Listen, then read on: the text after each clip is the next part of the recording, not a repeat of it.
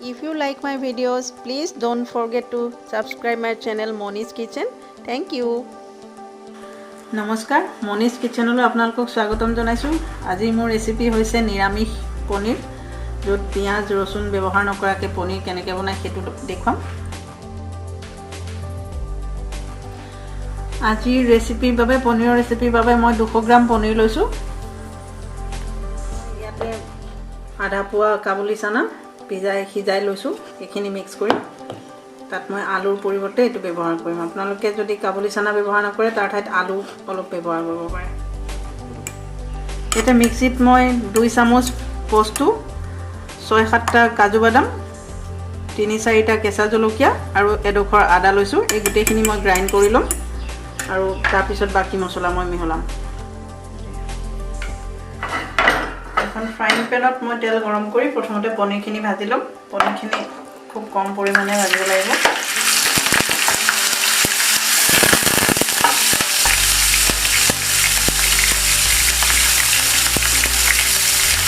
বেছি জ্বলি নোযোৱাকৈ নিৰামিষ পনীৰত আপোনালোকে পনীৰটো ভাজি নোলোৱাকৈও বনাব পাৰে, কিন্তু মই অকণমান ইয়াতে ভাজি লৈছোঁ কালাৰটো ভাল দেখিবৰ কাৰণে।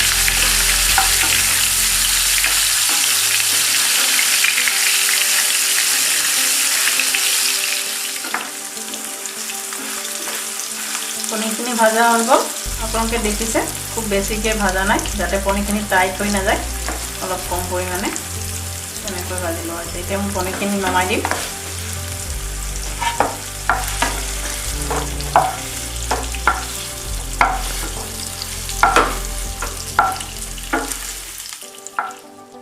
গৰম তেলত মই অকণমান ডালচেনি, লং আৰু এটা ইলাচি দি দিলোঁ। এইটো দি অকণমান লৰাই দিম গোন্ধটো আহিবৰ কাৰণে। তাৰপিছত মই যিটো পেষ্ট বনাই লৈছিলোঁ কাজু বাদাম, পোস্তু, জলকীয়া আৰু আদাৰ, এই তাতে অলপমান পানী দি ল'লোঁ। পানী দি ঠিক এনেকুৱা ধৰণৰ এটা পেষ্ট বনাই লৈছিলোঁ, সেইখিনি মই ইয়াতে ঢালি দিম।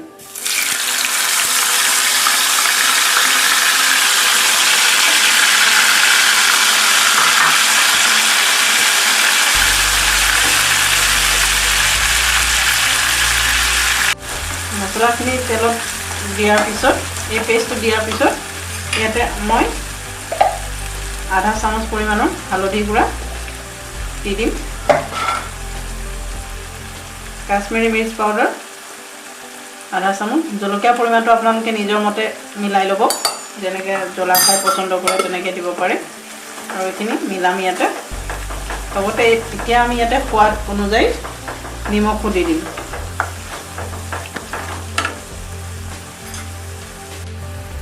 সোৱাদ অনুযায়ী নিমখ দিলোঁ আৰু সম্পূৰ্ণ মিশ্ৰণটো আমি ভালকৈ ভাজিম।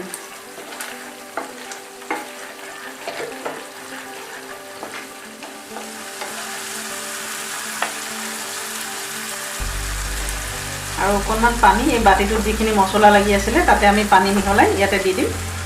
পানীখিনি দি আমি এইখিনি প্ৰায় 2 মিনিট 3 মিনিট সময় মছলাখিনি এনেধৰণে ভাজিম। মছলাখিনিৰ পৰা আদাৰ কেঁচা কেঁচা গোন্ধটো নোযোৱালৈকে আমি ভাজিম। যেতিয়া আদাৰ কেঁচা গোন্ধটো নোহোৱা হ'ব, তাত আমি আধা চাহ চামুচ জিৰা গুড়া দি দিম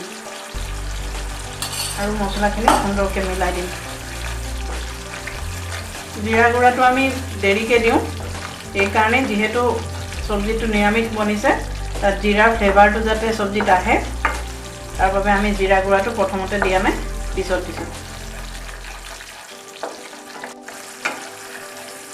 জিৰা গুড়ি দিয়াৰ পিছত 2 মিনিট সময় আমি ধুনীয়াকৈ লৰাই ভাজিলোঁ।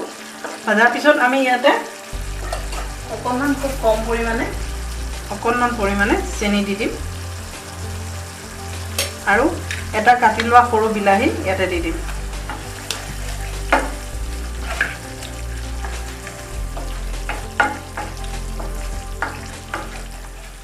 বিলাহী দিয়াৰ পিছত 2 মিনিট ৰাখিলোঁ। তাৰপিছত আমাৰ মছলাখিনি ঠিক এনেধৰণৰ হ'ব।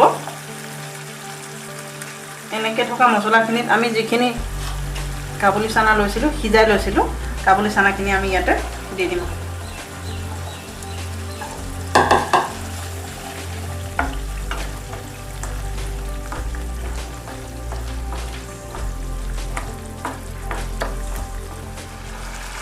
কাবুলী বুটখিনি দিয়াৰ পিছত আমি ইয়াতে 1 কাপ পৰিমাণৰ পানী দি এইখিনি উতলিবলৈ এৰি দিম।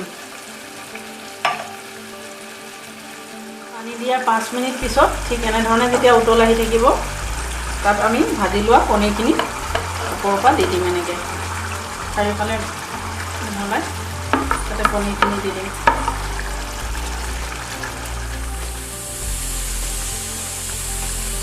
ইয়াতে আমি 1 চামুচ ঘি দি দিলোঁ। এনেকৈ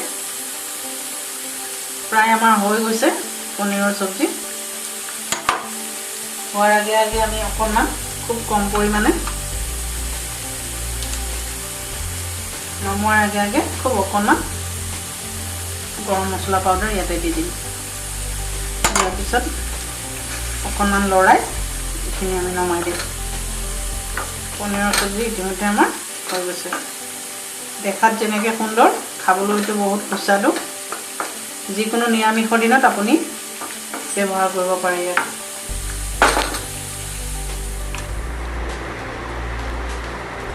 কাবুলী বুটৰ সৈতে বনোৱা নিৰামিষ পনীৰৰ তৰকাৰী তৈয়াৰ হৈ গ'ল। এয়া আপুনি পুৰিৰ লগত, ৰুটিৰ লগত নাইবা ভাতৰ লগত পৰিৱেশন কৰিব পাৰে।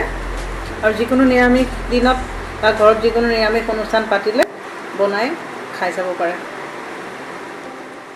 মোৰ পনীৰৰ এই ৰেচিপি যদি আপোনালোকৰ পচন্দ হৈছে তেতিয়াহ'লে লাইক আৰু কমেণ্ট বক্সত কমেণ্ট দিবলৈ নাপাহৰিব। লগতে এতিয়ালৈকে যদি মোৰ চেনেলটো আপোনালোকে ছাবস্ক্ৰাইব কৰা নাই তেতিয়াহ'লে অনুগ্ৰহ কৰি ছাবস্ক্ৰাইব কৰিব। ধন্যবাদ।